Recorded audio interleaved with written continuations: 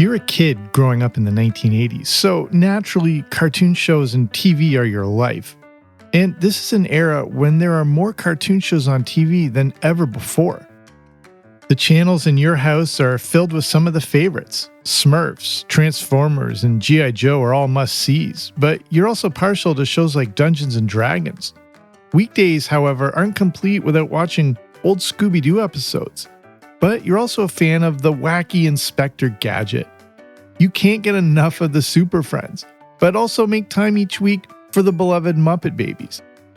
Also new on the scene, though, is the real Ghostbusters, which you've become a big fan of.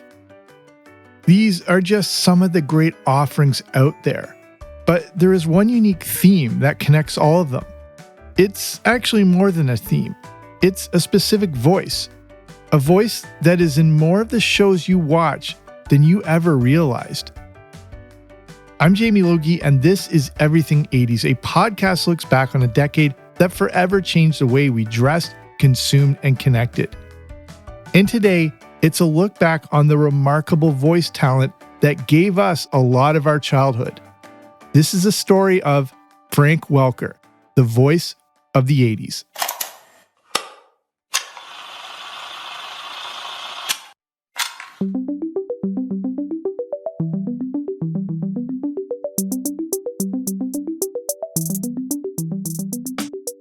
In the 80s, we experienced an explosion of pop culture, and it introduced us to many new cartoons, TV shows, and movies. With all this new content, quite a lot of voice talent was needed. And better yet, if you could have the same performers voicing multiple characters in one show, that made things even easier. There was so much competition on TV and so little time to get content out there. So the easier you could make the production, the better. And that meant turning to the who's who of voice actors. If you grew up in the 80s and don't know the name Frank Welker, you've definitely heard his voice. Make that voices. And you're about to have your mind blown with how many voices he actually did and how many beloved cartoon shows he appeared in. But it goes even further than the small screen, as his unique ability to perform sound effects of all sorts made him the go-to choice for many movies you probably love. Franklin Wendell Welker was born in Colorado in 1946. He grew up in Denver and had a love of performing. This started at a young age when he naturally assumed the role of class clown. Welker had a unique ability to mimic the sounds he heard, especially animals. He could also mimic many celebrities. His love of making people laugh led him down the path of stand-up comedy. Welker honed his craft and eventually started to open for some big-name acts. Going into the later 1960s, Welker opened for musical acts like Diana Ross, the Righteous Brothers, and even Sonny and Cher. Welker had a unique ability to perform characters and voices, but he continued to pursue on-camera work too, even appearing in a movie called Trouble with Girls alongside Elvis. Welker also appeared in commercials and even was part of a TV pilot with Richard Dreyfuss. Even though he's now better known for his voice work, Welker still appeared on many TV shows, including The Partridge Family, The Don Knotts Show, and Laugh-In. But going into the 70s, Welker continued his stand-up and even incorporated all those animal sounds he had learned back when he was a kid. Eventually, he got into some more voiceover work, and one of his first big gigs was providing the sounds of the animals in Rex Harrison's Dr. Dolittle film. And then one night, his act caught the attention of a commercial casting agent. Welker's stand-up included a variety of barnyard animals, and in 1969, he was cast in a dog food commercial. In an interview with People magazine, Welker explains while recording dog sounds for the dog food commercial, the fiancé of the main casting person was also at the session. The fiancé worked for ABC and thought Welker would be perfect in their new cartoon series that also featured a dog. In 1969, Welker was cast as one of the voices of Mystery Inc., which was a group of kids that went around solving mysteries.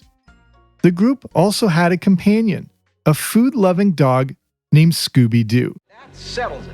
There's something fishy going on in that museum. Louie? Right, Scooby. Tonight, we're going fishing.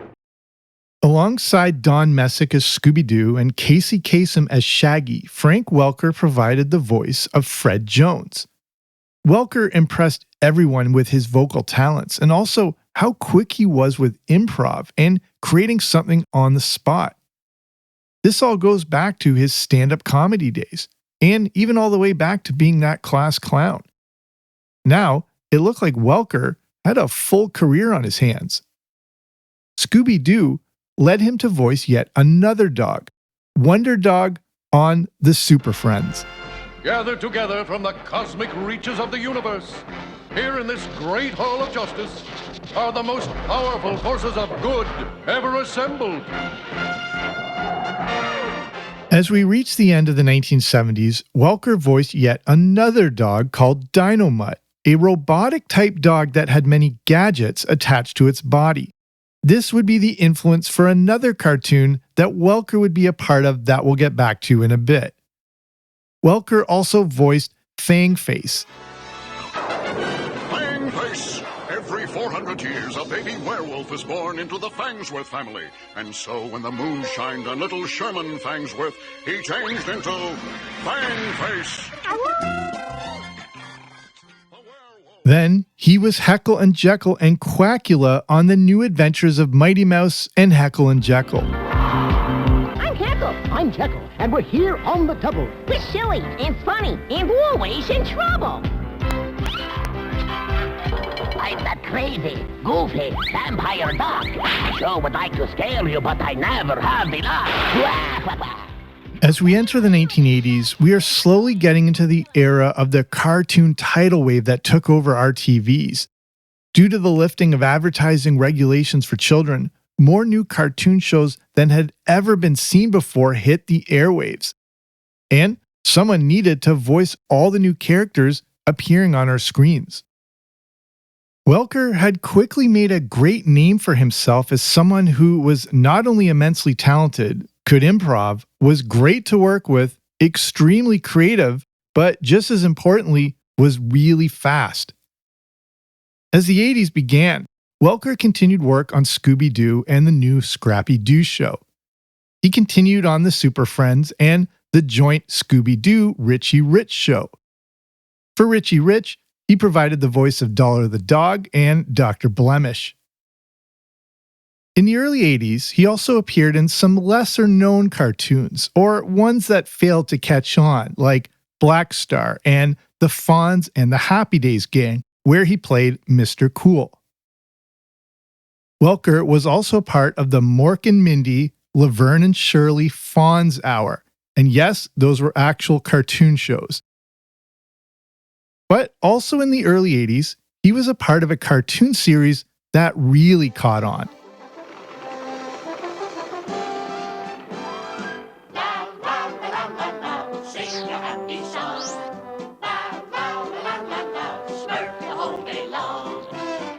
Over the 8 seasons of The Smurfs, Frank Welker performed the voices of Hefty Smurf, Clockwork Smurf, Poet Smurf, Wild Smurf, plus a lot of additional voices.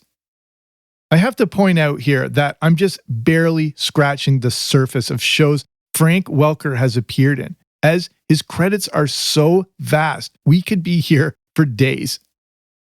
In fact, the number of cartoons, movies, and TV shows he's appeared in ranks in the all-time record territory, but we'll get back to this a little later on. By 1983, Welker performed voices on the Pac-Man cartoon series, The Littles, and Dungeons & Dragons. If you grew up in the 80s, you may also remember the quite unique Saturday Supercade. It was made by Ruby Spears Productions and featured cartoons based on video games. Welker provided the voice of Donkey Kong Jr. along with many of the Q*bert characters.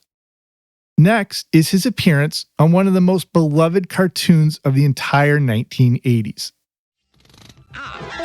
This must be it.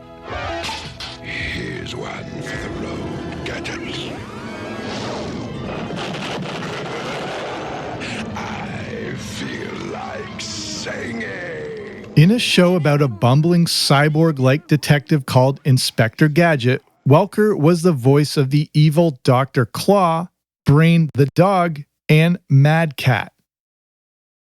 We've now reached 1984, which, cartoon-wise, may be one of the most notable years in the career of Frank Welker. We begin with one of my favorite cartoons ever, a short-lived series called Turbo Teen. The incredible Turbo Teen! Capitalizing on the success of Knight Rider, Turbo Teen is about a teenager that somehow morphs into a sports car. Frank Welker provided the voices of Flip, Rusty, and Dark Rider. This cartoon also featured the voice work of Pamela Hayden, who you would know better as the voice of Milhouse from The Simpsons. Welker continued his work with Scooby-Doo, continuing to voice Fred on the new Scooby and Scrappy-Doo show. He appeared on The Get Along Gang, and then the cartoon version of everybody's favorite marionette puppets.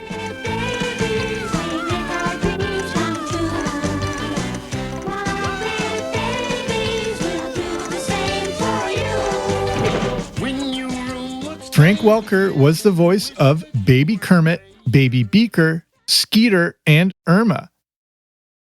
On the cartoon series The Snorks, Welker was the voice of 5 different characters plus other additional voices.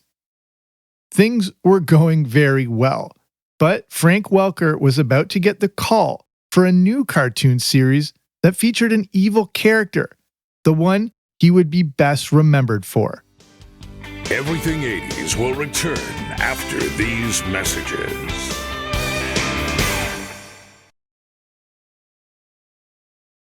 Frank Welker's incredible and unique talent soon took him to a new cartoon series all about transforming robots. No, not those ones, but the transforming robots that actually got there first. The cartoon series, The Challenge of the GoBots.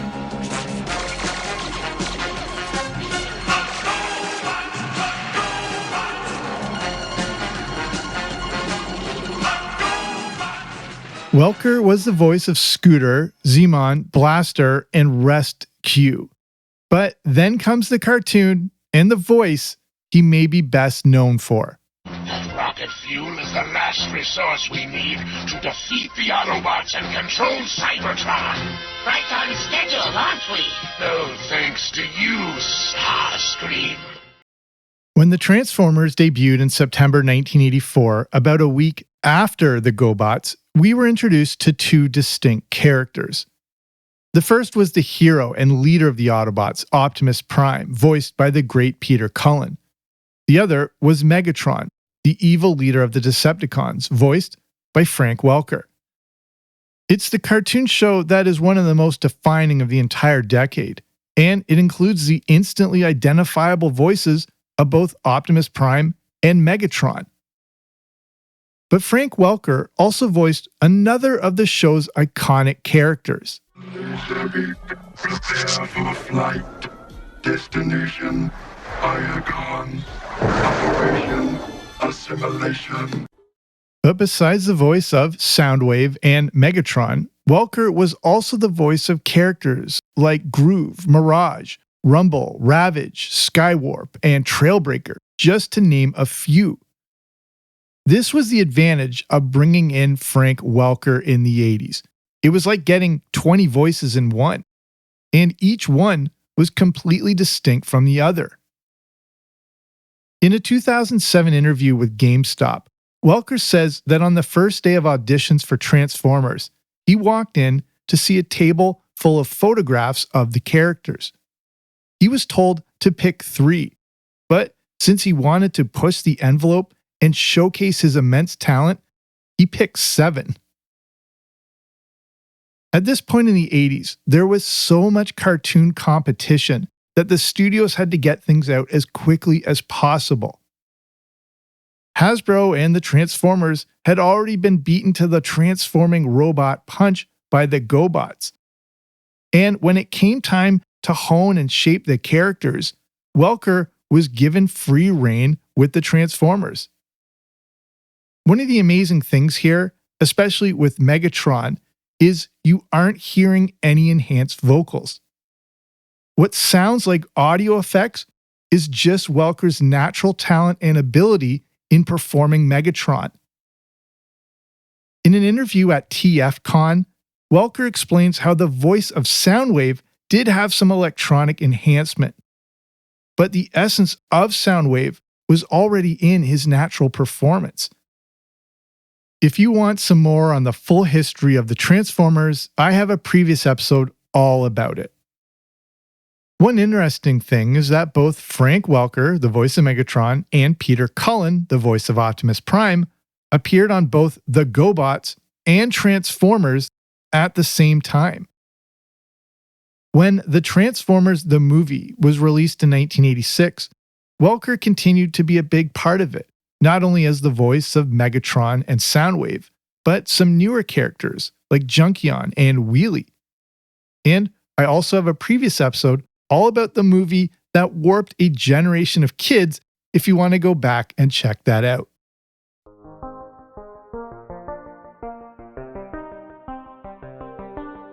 Even though Frank Welker dominated the cartoon scene in 1984, he was still involved in some live-action TV. And this is a deep cut and involves an appearance on a little-known sitcom called The Duck Factory. This short-lived show is about a young person who comes to Hollywood looking to be a cartoonist. The show featured another person who grew up as a class clown, who was now in their very first lead role, and that was Jim Carrey. Welker appeared in episode 10 called The Duck Stops Here, and The Duck Factory also featured his old pal from Scooby-Doo, Don Messick. This was the only time Messick ever appeared in anything that was live action. But speaking of live action, in 1984, Frank Welker also contributed his talents to one of the biggest movies of the year. One night, director Chris Columbus was in his New York loft when he heard the sound of mice running around. Even though he knew what he was hearing, he started to envision that it was some other type of creature. This gave him an idea for a movie, and he quickly put a script together that everyone passed on. But the script happened to make it to the desk of Steven Spielberg.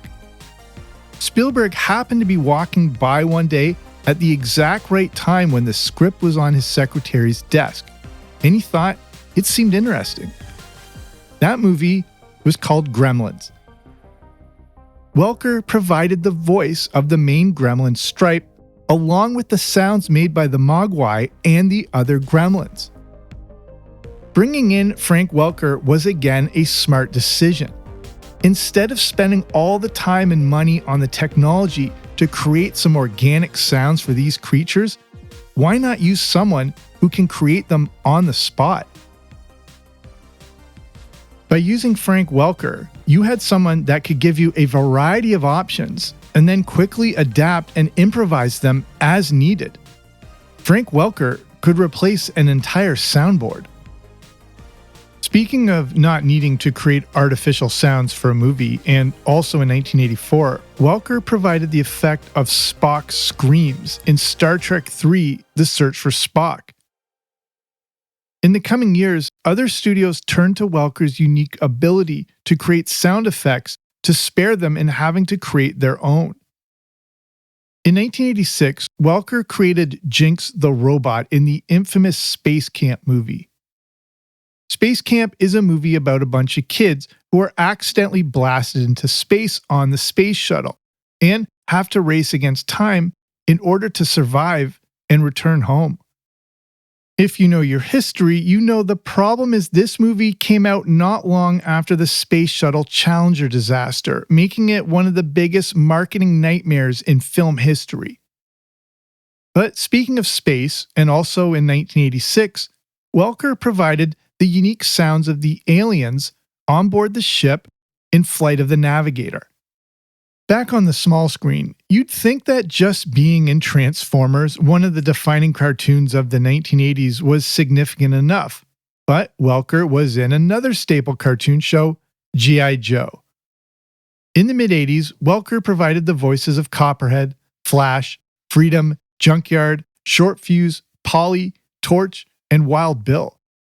Welker did a voice on My Little Pony while also appearing on the Pound Puppies, then the Sectors, the show Kissy Fur, and the Flintstone Kids. A reminder, I am barely scratching the surface of the work Frank Welker did in the 1980s. In 1986, while he was appearing on the big screen, Welker appeared in another cartoon series in another one of his most notable roles. Take good care of Precious, Slimer, and don't touch those cookies. Oh, no, touch that cookie. Not only was Frank Welker the voice of Slimer on The Real Ghostbusters, he also voiced Ray Stantz, the Stay Puft Marshmallow Man, along with many other side and background characters. Continuing on in the theme of if you need multiple voices that are all distinct, just bring in Frank Welker, he provided multiple voices in The Adventures of the Gummy Bears. But he wasn't done yet. Going into 1987, Welker was the voice of Big Time Beagle, Baggy Beagle, Bubba, Tootsie, and several other characters on DuckTales. The next year, he was a core part of yet another hit series, U.S. Acres from Garfield and Friends. Welker was the voice of Booker, Sheldon, Bo, Mort, Fred Duck, and Dr. Garbanzo Bean. The longtime classic voice of Garfield that you probably remember best was performed by Lorenzo Music. But after his death in 2001, Frank Welker took over the voice of Garfield in the 2007 CGI Garfield show. But back in the 80s, more iterations of Welker's first series, Scooby-Doo, continued to be released. In 1988, we got a pup named Scooby-Doo with Welker providing voices for 7 different characters, plus other additional voices. Depending on how old you are, you may remember This Is America Charlie Brown, an 8-part TV miniseries that debuted in 1988 on CBS. This series combined the Peanuts with various events in U.S. history. Welker provided the voices for Abraham Lincoln, Teddy Roosevelt, Thomas Edison, Alexander Graham Bell, and Wilbur Wright, among other characters. As we reach the latter stages of the 1980s, Welker also appeared on Chip 'n Dale's Rescue Rangers, Hagar the Horrible, and Dink the Last Dinosaur. And here's one I was unaware of. If you're from the UK and grew up in the 80s, you no doubt remember the cartoon series Super Ted, all about a stuffed teddy bear that comes to life and has magical powers. I have a previous episode all about this, as it's a cartoon show I loved while growing up in England. The original Super Ted was the first British show to air on the American Disney Channel, and in 1989, Hanna-Barbera created a new version called The Further Adventures of Super Ted. The voices of Bulk, Bubbles the Clown, and Prince Pajamarama were all performed by Frank Welker. I remember this show so well and had no idea that the new version of some of the main characters like Bulk was actually Megatron himself. As the 80s come to a close, Welker provided the sounds for Dumbo in the great Who Framed Roger Rabbit. And then there was also the debut of one other significant cartoon, this one on the small screen. It was a new series set to air in prime time and based on a series of animated shorts from the Tracy Ullman Show. Homer, Marge, Bart, Lisa, and Maggie, better known as The Simpsons, were released to the world in December 1989. And early on, Welker contributed his unique talents to the show by providing the voice of The Simpsons' dog, Santa's Little Helper. Also on The Simpsons, Welker was the voice of Snowball 2, Lord Nibbler, along with various other voices such as Snorky the Dolphin. The 1980s were definitely Frank Welker's golden era of voices, but through the 90s and into the 2000s, he appeared in hundreds of additional shows. Just some of the notable ones include The Animaniacs, Futurama, Family Guy, Pinky and the Brain, Sonic the Hedgehog, Darkwing Duck, Tiny Toon Adventures, and additional Transformers content. His work on the big screen also continued. Welker was the voice of Tokka and Rahzar from Teenage Mutant Ninja Turtles 2, The Secret of the Ooze. He was Satan and the Easter Bunny in Bill and Ted's Bogus Journey. He was Yoshi in the Super Mario Bros. Movie, the Gopher in Caddyshack 2, and even the sound of the deer in Tommy Boy. Frank Welker also continued to contribute to Disney by appearing in classics like The Lion King, Beauty and the Beast, and a voice you probably recognized the first time you heard it, the Cave of Wonders from Aladdin. This was a performance that had some Megatron Dr. Claw influence to it. Also in Aladdin, Welker was the voice of Abu the monkey and Raja, Jasmine's pet tiger. It honestly just goes on and on. Basically, if you've ever heard animal noises in a movie or TV show, there's a good chance it was Frank Welker. And as the Transformers began to be introduced back into the mainstream with a series of Michael Bay films, Welker dusted off the old voice from the 80s. Despite not being in 2007's Transformers, Welker voiced Soundwave and Devastator in 2009's Transformers: Revenge of the Fallen.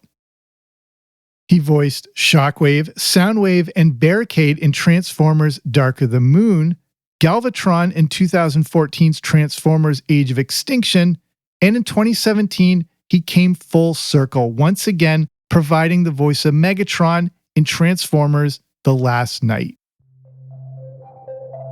Frank Welker continues to go strong to this day, and you can see how incredibly vast his work is. According to IMDb, Welker has over 850 different film, TV, and video game credits. That puts him up there with some of the most performances in history. Just scrolling through his credits is a workout. And according to a 2011 Guardian article, this led to another interesting fact. At that point in Hollywood history, a list was compiled of the film revenue of credited actors. Take, for example, Tom Hanks, who by that point had appeared in 44 films that grossed nearly $4.5 billion. Hanks was number 3 on that list. Number 2 was Samuel Jackson, whose 85 films generated $5.2 billion. And number 1, you guessed it, was Frank Welker, a name that not many in the mainstream necessarily knew, but whose 95 feature film credits at the time had generated $6 billion.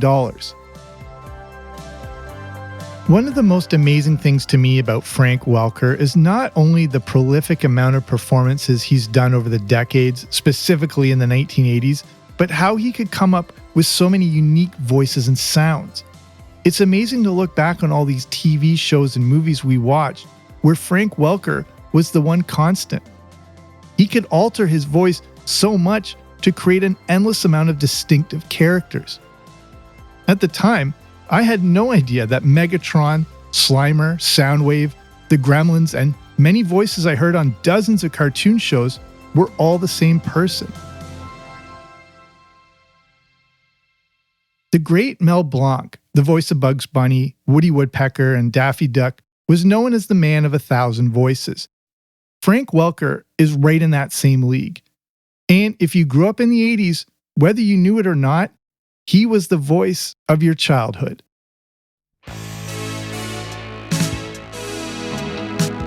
So that's our show. Thank you so much for listening. And as mentioned, I have a ton of previous episodes for you to go back and check out, many of which I'm now realizing all connect to Frank Welker. My episodes on G.I. Joe, Super Ted, Transformers, Gremlins, the Transformers the movie, Turbo Teen. There's a ton there to keep you going.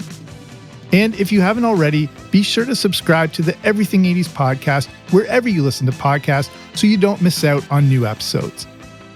If you're in a position to do so, you can support the show over at patreon.com. That's the platform to get access to bonus audio content, including things like the Everything 80s Movie Review podcast, where I review the good, the bad, and the ugly of 1980s movies.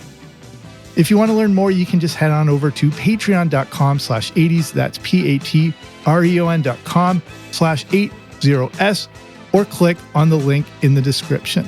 So thank you for spending the time here with me today. I don't take it for granted. I know there's a million podcasts out there, so the fact you're here with me listening to this one means the world to me.